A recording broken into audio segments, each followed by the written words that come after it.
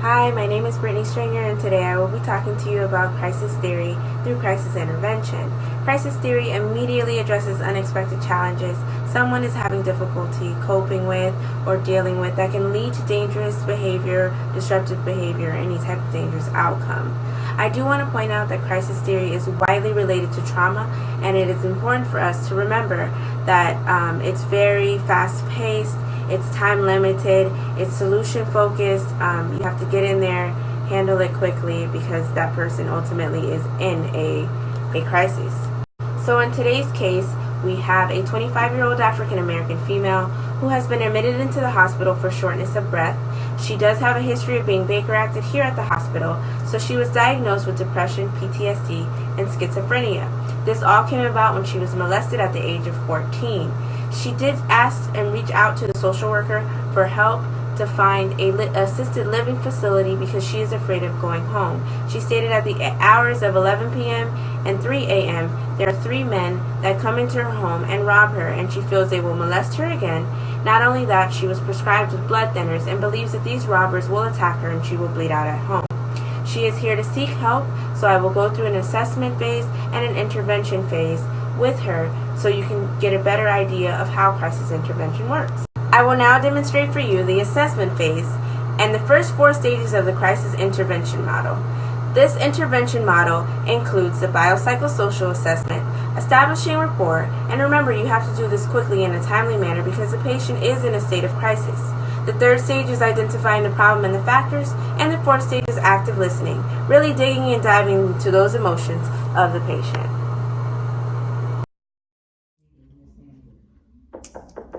Yes. Hi, Ms. Patrick. Yes. Hi, my name is Brittany. I'm from the social work department. I'm here to do your assessment today. Can I have a seat? Yes. How are you feeling today? Okay. You're okay? Okay.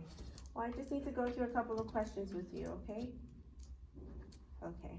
So if you don't mind, I like to take notes. I like to write things down as I go. It just helps me better gauge where you are and help you understand. Is that okay with you? Yes, but no one's gonna see these, right? Correct. This is confidential. This stays within our department. There will be a summary that's placed inside of your medical record, but nothing that's detailed. Anything that you talk about today, it's confidential. Okay. Okay. So can you verify your address for me? This is confidential, right? Because I just don't want the boys to see my notes. Yes, this is confidential. I just need to get some demographic information from you. But first, I heard you say something about boys. Can you tell me a little bit more about that? Well, I'm really concerned. I have to go to court next week because these boys keep riding past my house between the hours of 11 and 3 a.m. And it's kind of scary because they robbed me once before and I don't want them to do it again.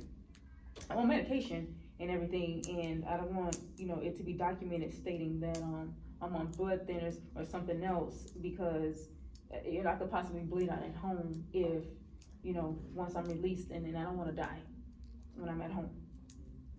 Okay, I can't imagine how you felt when those boys robbed you and how fearful you must have been. I'm really sorry to hear that, but I'd like to thank you for gaining strength and coming into today to seek assistance at the hospital here. So let me ask you, I heard you say you just need help and you were on your medication. Do you feel safe here?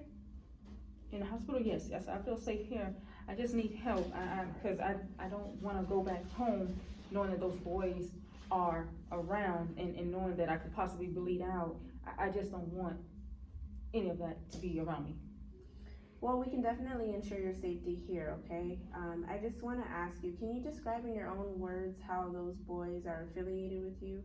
Well, when I was a foster kid, those boys molested me. I told the guys, this before, but no one pretty much believed me, but they did give me medication to treat whatever it is they think I had. Those boys, they came back and they waited for me outside my house, and I think they're gonna get me. thank you for sharing that with me, and I'm terribly sorry you went through that. Our records do indicate that you do have a past history. I just needed clarification on that, so thank you for sharing that with me. Yes. And you did say that you do feel safe here, correct? Yes. Okay. I'm happy you feel safe here. During your admission here, we would like to make sure that your safety is ensured and reach out to any of your family members. Is there anybody that you'd like for me to contact? Well, my sister, she knows I'm here. Can you just tell her again, just to make sure that she remembers that I'm here? And to talk quietly, because, you know, I don't want those boys to know where I'm at. Absolutely. Because you never know, they could be listening to something, that she's saying. But is there any way that you can help me not go to my place by putting me in like a, I don't know, what they call them, a nursing home, a facility of some sort? I don't know. Okay, so I'll most certainly contact your sister. She'll definitely know that you're here. I'm glad to assist you on that once you're cleared for your discharge. As far as an assisted, it will be an assisted living facility. You know, nursing facilities, usually you have to have a different type of medical necessity to be placed in somewhere like that. But I can look into an assisted facility for you upon your discharge. But I'm checking here in your chart, and I see that you're prescribed with Aristada. Have you been taking your medication? I have, and I feel a little bit better, but I haven't taken them in a while because I'm better, and I don't think I need the help. But when those boys come back, I just don't feel good. I came here because I felt short of breath, and I just need help. I don't know what to feel or how I feel this way or anything. I just want out. I just want it to be gone. Okay, when you say you haven't been taking your medications for a while, do you know more or less how much time that's been? No, just a while. Okay. And when you say you want out, are you insinuating that you want to cause harm to yourself?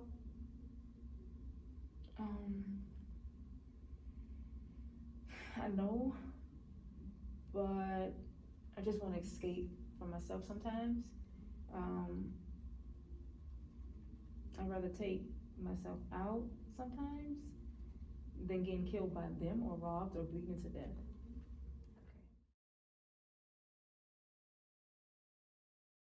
Now we jump into stage 5 and 6 of the crisis intervention model.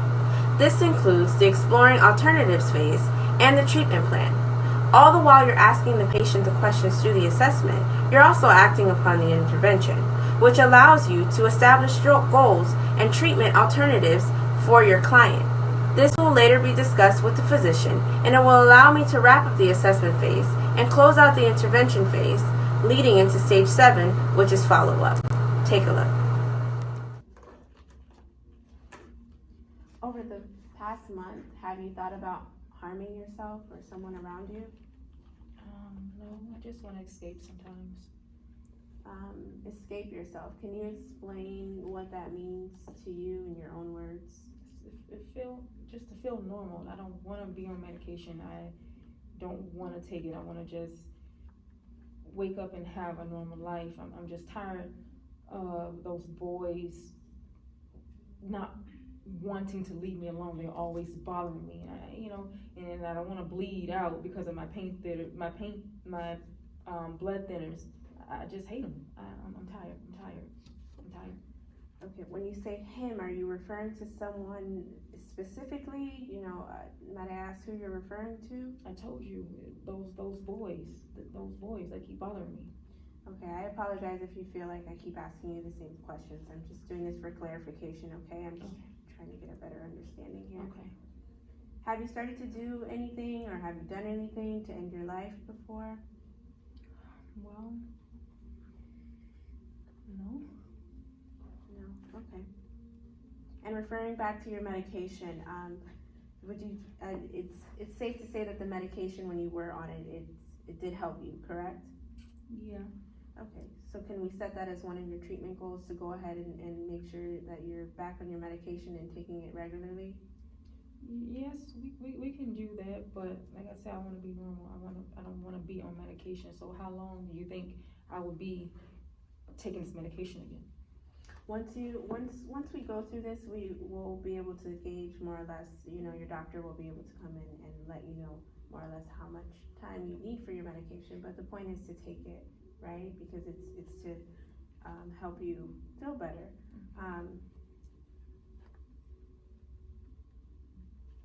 Excuse me, I'm just writing here. So I just have about 10 more questions for you that I'm going to need your assistance with. Is that okay? Okay. These questions basically ask you is to gauge how you're feeling at the current moment. I have a list here with me. I'm just going to go through the questions, and I need you to score 1 through 4 for these questions, okay? 5 meaning all the time, 1 meaning none of the time, and then you have 3 as some of the time, okay? In the past 4 weeks, about how often did you feel tired, out for no good reason? 4. In the past 4 weeks, about how often did you feel nervous? 5. In the past 4 weeks, how often did you feel so nervous that nothing could calm you down? 5. In the past 4 weeks, about how often did you feel restless or fidgety? 5. In the past 4 weeks, how often did you feel so restless you could not sit still? 5. In the past 4 weeks, about how often did you feel depressed?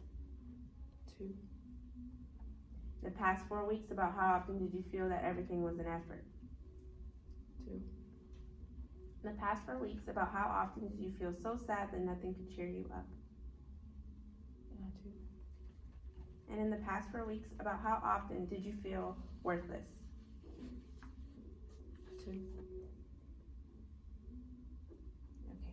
Thank you, Ms. Patrick, for going through that with me. But most importantly, thank you for coming in today to have that courage and strength to come in here to seek the treatment. Your doctor will be in here momentarily to go through a couple of things with you, talk about med management, talk about some therapeutic services for you, and how we can better assist you. But I just want to reassure you again that you are safe here. I will reach out to your sister as well as get some resources and information on an assisted living facility upon your discharge. Okay, but you'll be here a couple of days just to maintain your stability. Is that okay? Okay. Thank you. And the last and final stage of the crisis intervention model is to follow up. Once you go through the treatment plan and establish those goals with your client, let the client know exactly what it is that you will be implementing to them during their crises. Then you simply follow up with the psychiatrist or whomever you have on your health administrative team. I hope you enjoyed today's role play of crisis theory used with crisis intervention. Thank you.